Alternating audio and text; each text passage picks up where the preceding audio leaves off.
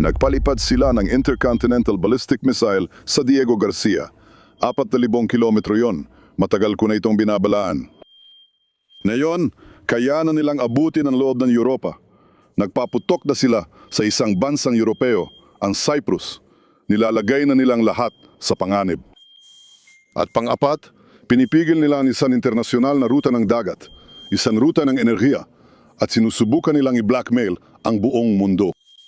Anong ebidensya pa ang kailangan mo na ang rehimeng ito na nagbabanta sa buong mundo ay kailangang mapigilan? Ang Israel at Estados Unidos ay nagtutulungan sa buong mundo at panahon na para makita natin magsama-sama ang mga lider ng ibang mga bansa. Masaya ako na makita na may ilan sa kanila na nagsisimula ng kumilos sa direksyong iyon. Pero kailangan pa ng higit pa ang panawagan ni Pangulong Trump para harapin ng pandaigdigang komunidad ang teroristang rehime na ito ng mga panatiko. Hindi lang ito panawagan para sa seguridad ng Estados Unidos at Israel, kundi para sa seguridad ng buong mundo. At panahon na para kumilos sila. Gino, ano po ang tugon ninyo sa pag-atake sa mga sibilyang Israeli? Tumutugon kami ng buong lakas, pero hindi laban sa sibilyan. Inahabol namin ang rehimen. Inahabol namin ang IRGC, ang grupong kriminal na ito, at hinahabol namin sila ng personal. Hinahabol namin ang buong lakas, ang kanilang mga lider, pasilidad, at ari-ariang pang-ekonomiya. Paano ba magiging itsura ng tagumpay sa kampanyang ito? Mayroon kaming dalawang malinaw na layunin. Ang una ay ang tuluyang wasakin ang kanilang programang nuclear, tuluyang wasakin ang kanilang programang misil, at tuluyang sirain ang kakayahan nilang gumawa ng mga bahagi para sa parehong programa. Nasa tamang landas na kami para dito. Gusto namin magdigay ng kondisyon para sa mga Iranian na mapatalsik ang tiranyang nagpapahirap at nagpapalungkot sa kanila at sa mundo. At umaasa akong magawa rin natin ito. Sinabi ni Pangulong Trump na kung sa loob ng 48 oras ay hindi bubuksan ng Iran ang kipot ng Hormuz, aatakiin nila ang mga power grid ng Iran. Sasali ka ba sa mga atake at ano sa tingin mo ang dapat gawin pagkatapos ng kampanya? Salamat.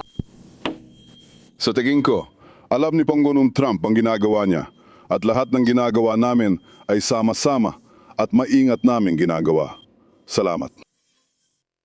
Bago umalis ang punong ministro, tinanong ko siya tungkol kay Pangulong Trump at binanggit niya ang magandang ugnayan ng dalawang lider sa gitna ng operasyong Furia Epica. Ika-4 na linggo na ang operasyon at inaasahan naming lalala pa ang mga pag-atake laban sa rehimeng Iranian sa mga susunod na oras at araw. Mga kaibigan, Kaya, sinabi ng punong ministro na umaasa siya na ang ilan sa mga lider ng ibang mga bansa ay nagsisimula ng sumang-ayon at seryosohin ito tungkol sa pagtatangkang buksan ang kipot ng Hormuz at magdala ng kaayusan sa Iran. Sino? Tungkol kanino mo sa tingin siya tumutukoy doon? karaniwan, tinutukoy niya ang mabansa sa Golpo. Naripag-usap ako nung weekend sa isang source na nagsabing binabantayan ng Saudi Arabia, Qatar, Emirates at Bahrain ang mga drone at missile attack ng rehimeng Iranian laban sa kanila. Naiintindihan nilang kailangan mabilis magbago ang sitwasyon. Ayon sa aming mga pagsisiyasat, may mga pag-uusap sa likod ng mga eksena upang ang mga bansa sa Golpo ay maaaring makialam ng mas direkta at magsagawa ng mga opensibong aksyon laban sa rehimeng Iranian na hindi lamang nagbabanta sa kanilang infrastruktura ng enerhiya, kundi pati na rin sa kanilang mismong sibilyang populasyon. Trey, tinanong mo ba ang punong ministro kung ano mangyayari sa susunod na 48 oras? Malino na sinabi niya na gagawin ni Pangulong Trump ang sa tingin niyang tama at susuportahan siya ng Israel. Pero ipaliwanag mo pa sa amin kung paano ito posible. Kasi kung pinag-uusapan natin ng 48 oras, ibig sabihin hanggang Martes, mga ganon, makakakita tayo ng isang bagay na hindi pa natin nakikita. Sa labang ito, dapat nating palawahin ang pananaw para makita ang tunay na nangyayari sa lupa at ang totoong larangan ng labanan. Sa kasalukuyan, maaaring tumugon ang mga Iranian sa mga pag-atake ng Estados Unidos at Israel ayon sa gusto nila. Nakita natin ito noong nakaraang linggo nang tumugon ng mga Iranian sa mga pag-atake ng Israel laban sa South Pars na gas field. Gumanti sila sa pasilidad ng Haslapan sa Qatar sa kabilang panig ng Persian Gulf. Nakita natin ang pag-atake sa Timog Israel kahapon matapos lumabas ang ulat ng pag-atake ng Estados Unidos sa pasilidad. Tumugon naman ang Iranian gamit ang mga ballistic missile na malapit sa kung saan naroroon ang mga sentro ng pananaliksik nuklear ng Israel. Kaya tumitindi ang digmaang ito sa isang paraan at mayroong hagdang-hagdang paglala. Ang tanong ay kung ang Estados Unidos, ang Israel ay umatake sa grid ng kuryente at mga istasyon ng enerhiya sa Iran, ano ang magiging tugon ng rehimen? Hindi natin alam ang susunod na mangyayari, ngunit naghahanda ang Israeli at Amerikano sa posibilidad na lumala ang digmaan at mabantaan ang puwersa ng Estados Unidos at kaalyado sa gitnang silangan. Trey, sabi mo, hindi natin alam ang mangyayari pagkatapos. Alam mo, kung ang mga sentrong ito ng enerhiya ay atakihin, ano ang inaasahan mo? Sigurado ako may mga source ka, kakausap mo lang kay Benjamin Netanyahu. Baka may mga gumagawa na ng war simulation para dito. Ano ang mangyayari? Ibig kong sabihin, ano ang malamang na mangyari? Ang target ay magiging Israel. Paano kung sabihin ng mga estado sa Gulpo na maaring tamaan ang mga planta nila ng desalinisasyon? Ano ang susunod nating aasahan?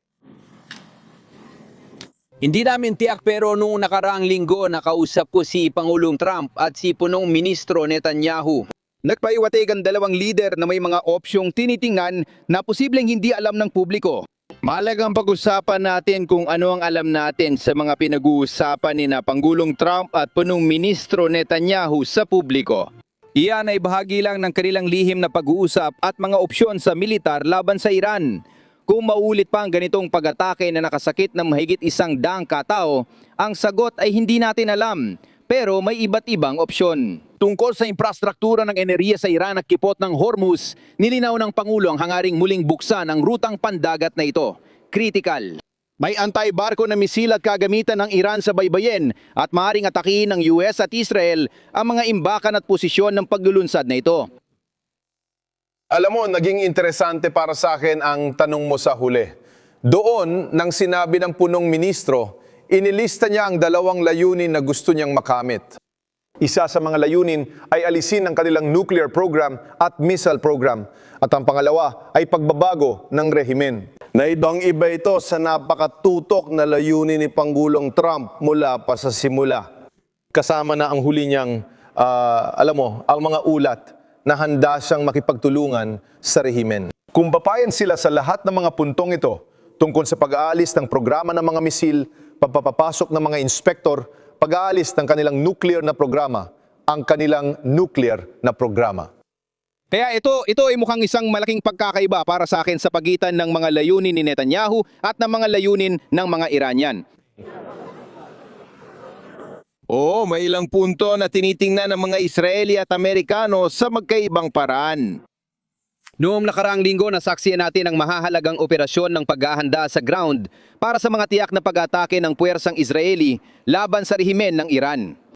Sa loob ng 48 oras, si Ali Larijani, kalihim ng National Security Council ng Iran, ay napatay. Namatay din sina Commander Soleimani, pinuno ng Basij ng IRGC, at Ismail Hatib, Ministro ng Intelihensya. May kanya-kanyang papel ang bawat individual sa pagsupil sa mga nagpoprotesta ngayong taon. Malinaw na sinusubukan ng Israel maglatag ng pundasyon para kung may desisyon, mahikayat ang mga nagpoprotesta na muling lumabas at magprotesta laban sa rehimen sa Iran. Kaya magkatulad pero magkaiba ang layunin ng Estados Unidos at Israel sa operasyong ito. May ilang daanan kasama ang kipot ng Hormuz. Unawain ng epekto nito ay laganap sa pandaigdigang ekonomiya ng enerhiya. Oo, magkaiba rin ang antas ng pagtitiis nila sa digmaan, tama? Matagal na ninatake ang Israel at mas mataas ang kanilang pagtitiis sa ganitong uri ng kaguluhan ng digmaan kumpara sa Estados Unidos. O masasabi ko, kaysa sa mga kapitbahay nila sa Golpo. Paano nila ito pinagkakasundo? Ibig kong sabihin, kung may pakikipagsusyo ka sa isang tao sa isang digmaan na maaring magkaiba kayo ng layunin, gaya ng sabi ni Charlie, mas limitado yata ang layunin ni Trump kaysa Israel at hindi kasama ang pababago ng pamahalaan ayon sa pagkakaalam ko. Bagaman maaaring tatanggapin niya ito ng maluwag kung mangyari man, pero hindi ito sa pagkakaalam natin, wala ito sa mga plano. Mayroon din ganitong pagtitiis o pagtanggap sa digmaan. Sa isang Amerika na pagod na, natitiwala kay Trump na siyang mag-aasikaso nito, kasama ang kasosyong maaring may ibang layunin. Alam ng mga Israeli ang layunin ni Trump. Sa gitnang silangan, tinapos siyang labanan ng Israel at Hamas at nailigtas ang mga bihag. Isang bagay na naging personal para sa mga Israeli, nagawa rin niyang buuin ang Konseho ng Kapayapaan na nagtipon sa mga dating hindi nagtutulungang bansa sa reyon. Layuning itaguyod ang katatagan at kapayapaan sa gitnang silangan. Itinuturing ang rehimen ng Iran bilang huling hadlang sa mga pagsisikap ni Pangulong Trump. Sa palagay ko, naunawaan ng mga Israeli ang pananaw ni Pangulong Trump sa rehiyon at alam nilang makikinabang sila kung malalampasan nilang digmaan ng halos di nasasaktan. Namamatay ang mga sibilyang Israeli at bumabagsak ang mga misil, gaya dito sa likod ko kung saan mahigit 100 ang nasugatan. Naunawaan ang relasyon ng Estados Unidos at Israel, pati ang suporta kay Pangulong Trump mula sa mga tao sa Israel. Iyan ang sinasabi ng mga tao kapag nalaman nilang galing kami sa Estados Unidos. Pangulong Trump, salamat! Nagpapasalamat sila sa kanya dahil alam nilang tinatanggan niya ang bantang eksistensyal sa mga Israeli. Ang rehimen ng Iran ay nagbanta sa Israel gamit ang ballistic missile, drone at mga kaalyado tulad ng Hamas, Hezbollah at Houthi. Kaya nakikita ng mga tao ang epekto ng digmaan pero handa rin silang magbayad ng kapalit. Naiintindihan nila na may kapalit ang digmaan pero ito ay isang kapalit na handa nilang bayaran. Salamat Trey ng Live 3 Enrod Israel 3. Mahusay na panayam. Babalikan ka namin mamaya.